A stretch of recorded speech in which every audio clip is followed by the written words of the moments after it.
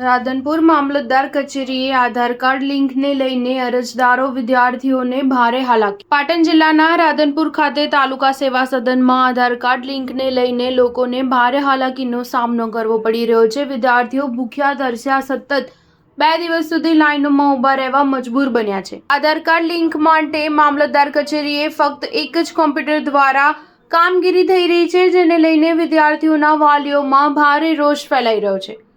તાલુકા સેવા સદનમાં આધાર કાર્ડ લિંકને લઈને લોકોનું કામ નહીં થતા કચેરીએ ધક્કા ખાવા મજબૂર બન્યા છે। ત્યારે તંત્ર દ્વારા યોગ્ય વ્યવસ્થા ના હોવાને લઈને પડતી હાલાકી સામે લોકોમાં ભારે આક્રોશ જોવા મળી રહ્યો છે। ગ્રામ વિસ્તારોમાં, શાળામાં અને ગ્રામ્ય પંચાયતમાં વ્યવસ્થા કરવામાં આવે તેવી લોકોની માંગ ઉઠવા પામી છે।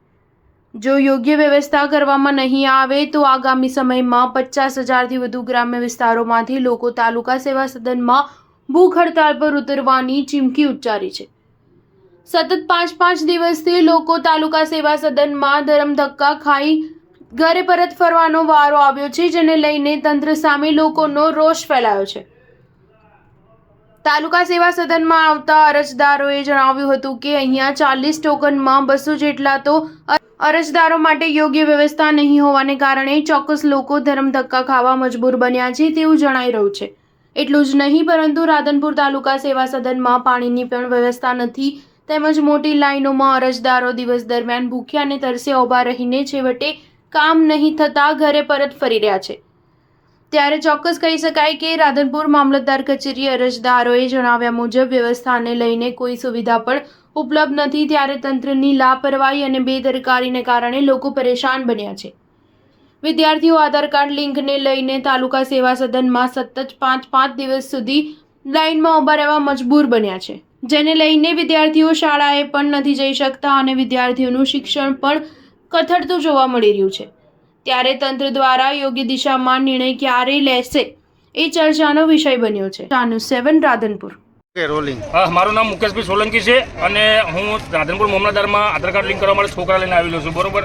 તો લગભગ 40 ટોકનો આપે છે ને એક કોમ્પ્યુટર છે, તો લગભગ ગરીબ માણસો પોતાના ભાડા ભાજી બધી ધક્કા ખાય છે, કાંઈ કામ થતું નથી। તો સરકારને અને કલેક્ટર સાહેબને અમારી વિનંતી છે કે ગામડામાં કાંઈક વ્યવસ્થા કરે, કાં તો પ્રાથમિક શાળામાં વ્યવસ્થા કરે, એવી અમે અપીલ કરીએ, એવી વિનંતી કરી રહ્યા છીએ। તમારું નામ શું છે અને શું કામ અર્થે આવ્યા છો અહીંયા?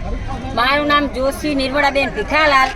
આજે હું 5 દિવસથી ધક્કા ભૂખીને તરસી છોકરા લઈ અને આ રોજ ધક્કા ખાઉં છું, પણ કોઈ એનો નિર્ણય આવતો નથી। 40 ટોકર હાલે અને હોય 200 જણા, તો 40 ટોકરને ભાડા ભરી અને ભૂખ્યા તરસે અમે આ રહીએ, બરોબર।